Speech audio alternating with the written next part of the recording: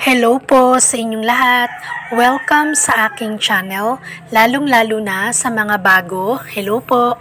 Sa video ko ngayon guys, ay i-share ko sa inyo kung paano kumuha ng PSA birth certificate at kung magkano nga ba yung babayaran natin sa pagkuha ng PSA at kung ilang araw bago makuha yung ating PSA at kung pwede nga bang hindi ikaw mismo yung kumuha ng iyong PSA, like pwede bang ikaw na lang yung kumuha ng PSA ng tatay mo, ng nanay mo, ng mga kapatid mo, ng anak mo, ng pinsan mo, at kung sino pa.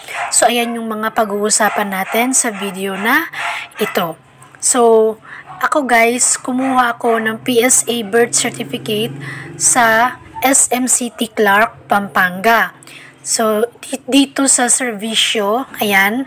So, ito guys, madadaanan nyo lang to pagpunta nyo ng SM Hypermart. Nasa labas to. Bago pa kayo makapasok ng SM Hypermart, ito muna yung makikita nyo. At dito ako kumuha ng PSA ng anak ko. So, yung PSA na kinuha ko guys ay hindi para sa akin, kundi yung para sa anak ko. Kasi mag-grade 1 na yung anak ko next school year. Kaya kinuha na namin siya ng PSA kasi for sure, isa sa mga requirements ay yung PSA nila. Okay? So, una, pasok kayo dito guys, dito sa servisyo, and then, dito sa may mga employee dyan, lumapit kayo at sabihin nyo na kukuha kayo ng PSA birth certificate at tatanungin nila kayo kung para kanino. Sabihin nyo kung para kanino, kung para sa anak nyo, sa inyo, sa kapatid nyo, or kanino, sabihin nyo. And then, after nyan, bibigyan kayo ng form na ganito. Isang form lang to guys, baliktaran. So, ito yung sa unahan, ito naman yung sa likod. So, ilalagay lang natin dito yung ating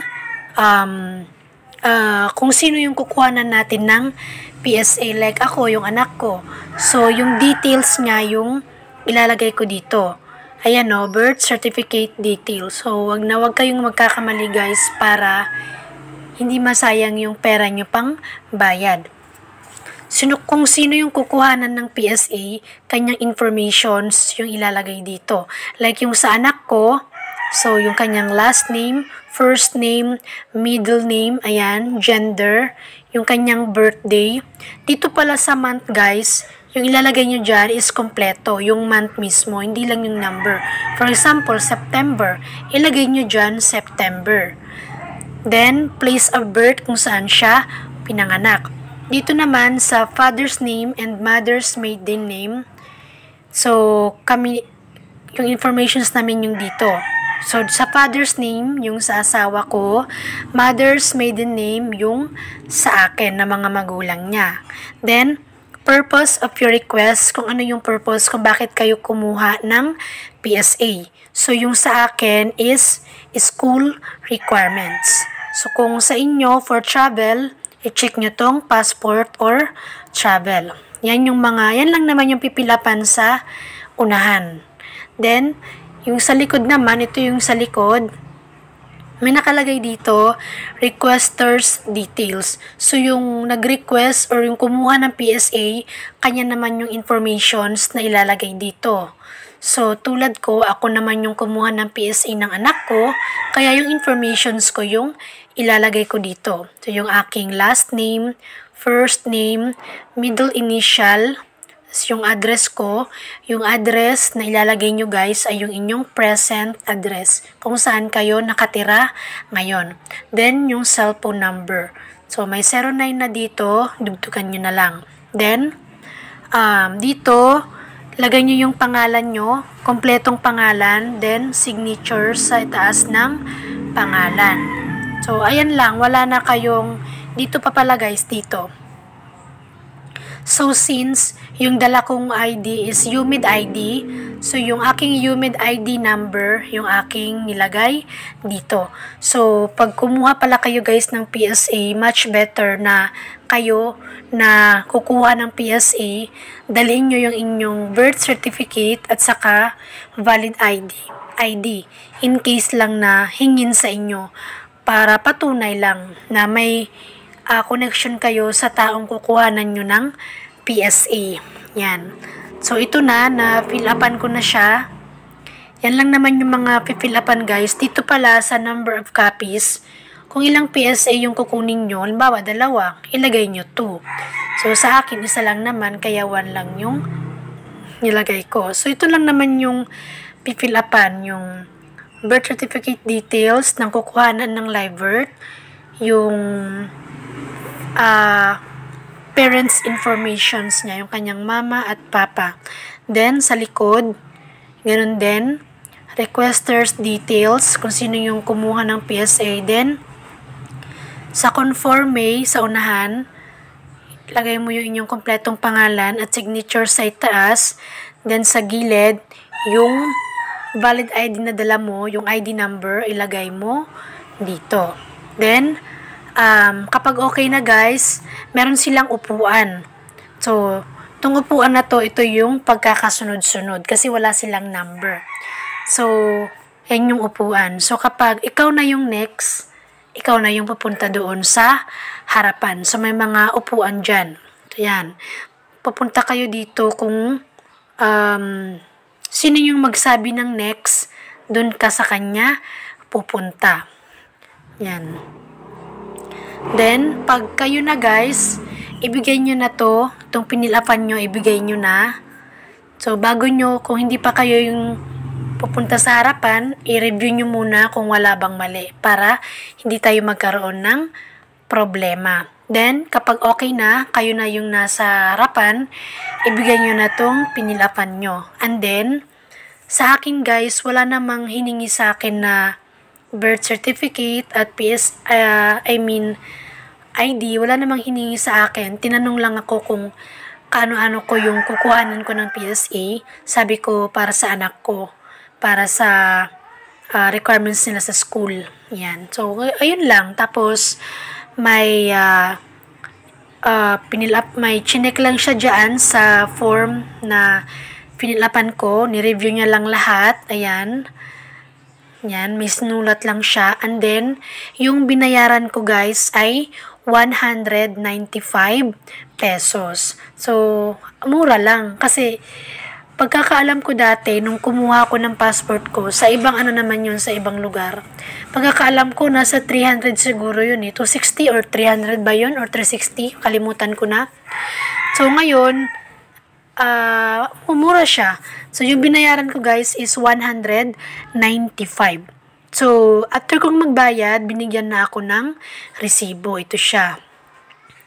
Ito yung aking resibo. And then, nakalagay dito yung date kung kailan ako babalik para i-claim or kunin na nga yung passport na aking kinuha. So, kumuha ako ng PSA guys, March 15, Biyernes. Then, March 23, andyan na kaagad yung aking PSA. So, Sabado to, after 8 days. So, after 8 days or after 1 week and 1 day, nakuha ko na yung PSA ng anak ko. So, yung claiming nila, yung claiming area guys, kung saan ko i-claim yung PSA dito. Sa SM Store sa customer service. So, ayun, nung, diba, March 23. March 22, guys, tinry namin pumunta doon. Kasi since, andun naman na kami sa SM, tinry na lang din namin kung andun na. Pero wala pa. Eksakto talaga na kung ano yung nakalagay ditong date, yun din yung time na andun na yung aking PSA. So, March 23, bumalik ulit kami at nandun na. So, pag-claim nyo ng PSA guys, dalhin nyo yung inyong valid ID at saka yung resibo. Ito, yung resibo na binigay sa inyo at saka yung valid ID. Kasi tinitingnan nila yan guys, hinihingi nila yan bago nyo maklaim yung inyong PSA na kinuha. So, punta kayo sa customer service kung saan yung claiming area. Then, bago pa kayo makapasok sa customer service, meron dito ang maliit na machine. Ayan, tulad nyan. Kasi dyan tayo kukuha ng number. So, online. By number guys yung pagkakasunod-sunod. So, kung hindi kayo nabibilong sa priority customers, like kung hindi kayo senior citizens, PWDs, buntis, so dito lang kayo sa regular customer. Click nyo guys yung regular customer, bali touchscreen yan. Then, pag-click nyo ng regular customer, i-click nyo kung ano yung kailangan nyo doon sa loob ng customer service. So, tulad ko, PSA, magkiklaim ako ng PSA, kaya PSA yung clinic ko. So, huwag kayong magkakamali guys. Kung about sa prepaid yung piliin nyo. Then, after nyo i-click yung PSA, may lalabas sa screen na document 1, nagpiprinting na yon. Then, bigla na lang may lalabas dito na resibo. And then, ito na nga yun. Yan yung resibo. Andyan yung date and time kung kailan ka kumuha ng number na yan. Then, yung concern mo is PSA. Magkiklaim ka ng PSA at ito yung number mo. Yung number na yan, guys, tingnan mo yan. Nandito yan sa screen. Yan o. So, yung number mo, tingnan mo baka yun na yung nakalagay sa screen. Ibig sabihin, ikaw na yung pupunta doon. For example, ito, customer number, RN010, tapos ikaw, yung number mo is RN011. So, ikaw na yung sunod. Tingnan mo para hindi lumagpas. And then, may mga upuan din dito guys, waiting area. Then, pag number nyo na yung nasa screen, ay pumunta na nga kayo dito sa harapan. At pagpunta nyo dyan sa harapan guys, kukunin yung resibo at saka yung inyong valid ID. And then, pipirmahan lang sila sa inyo. So, dito sa may acknowledgement of receipt, lalagay nyo lang dyan yung inyong complete name at sa itaas yung inyong pirma. So, yun lang naman. Tapos, meron lang sila ditong pinirmahan at tinatakan. And then, after nyan, ibibigay na nila kaagad yung inyong pinagawang PSA. Nakalagay na siya guys sa short brown envelope. Bali, 2 pages siya guys. Tapos, itong resibo naka-stapler sa PSA. 2 page siya. So, yung PSA ko naman, hindi siya 2 page. 1 page lang siya, pero baliktaran. Pero ito, 2 page siya kasi hindi siya baliktaran. So, ayan, tanggalin nyo na lang tong resibo guys na naka-stapler dyan. And then, kayo na lang bahalang mag-stapler ng PSA kung gusto nyo. So, ganun lang naman guys. Ganun lang yung proseso na pinagdaanan ko nung kumuha ako ng PSA birth certificate ng aking anak. So, doon sa tanong, ulitin ko, yung binayaran ko guys ay 195. And then, 8 days lang, nakuha ko na yung kinuha kong PSA birth certificate ng anak ko. At dun sa tanong kung pwede nga bang ibang tao yung kumuha ng PSA birth certificate ng iba, ang sagot po guys ay pwede. As long as na meron kayong ebidensya na meron kayong proof na, kasi hindi pwede na kukuha lang kayo ng PSA na wala kayong proof kung kaano-ano kayo nun. Kasi magkakaroon ng dayaan sa kanyang bagay. So, pwede kung pinsan mo ikaw kukuha, tapos hindi siya makakuha kasi may sakit or wala na siyang magulang. Basta may maipakita kang birth certificate or valid ID. Yan. Then, pwede rin ikaw kumuha sa tatay mo, nanay mo, mga kapatid mo, anak mo. Pwede guys, pwede. Talagay nyo lang yung inyong details dito sa requesters details. Kasi ikaw yung nag-request ng kanyang PSA. Para kung ano man yung mangyari, kukontakin ka nila.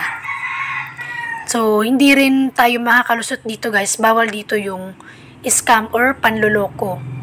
Okay? So, ayun lang guys, yung proseso kung paano kumuha ng PSA birth certificate dito sa serbisyo sa SM City, Clark, Pampanga. Ayan. So, kung meron pa kayong mga katanungan guys, ay i-comment nyo na lang sa baba. Sana after nyo ito mapanood guys, ay nagkaroon kayo ng idea tungkol dito. At pa-favor na lang po ako guys, na sana po ay huwag nyong kalimutang i-like ang video na ito, mag-subscribe sa aking YouTube channel, at pakiclick na lang din po ng bell sa gilid para kapag meron akong bagong upload ng mga informative videos ay ma-update at ma-notify kayo. So, yung pag-claim ko pala ng PSA guys, yung oras nila doon sa customer service sa SM City, Clark, Pampanga is from 8 a.m. to 8 p.m.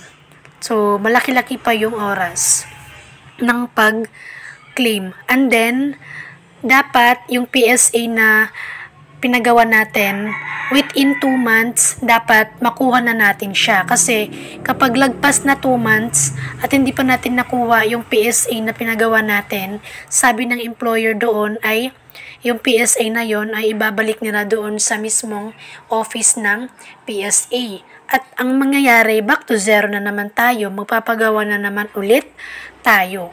So, ayun, wag nating patagalin pa guys, kunin na kaagad natin. Okay? At palagi nating tatandaan guys na ipahinga mo na yung isip at puso mo sa mga bagay na lagi mong iniisip. Ipaubaya mo na kay Lord lahat ng mga inaalala mo. Iiyak mo at ipanalangin mo. Kasi may mga bagay talaga na hindi na natin kontrolado. And it's okay. So, ganun talaga guys. May mga bagay talaga na kahit anong gawin natin, talagang sadyang wala tayong magagawa. Kasi hindi natin kontrolado yung bagay na yon. So, ang tanging magagawa lamang natin ay ipaubaya na lang kay Lord lahat. Kasi siya yung nakakaalam sa lahat. Magtiwala lang tayo kay Lord. Ayun lamang po yung aking video sa ngayon. Maraming salamat sa panonood. God bless!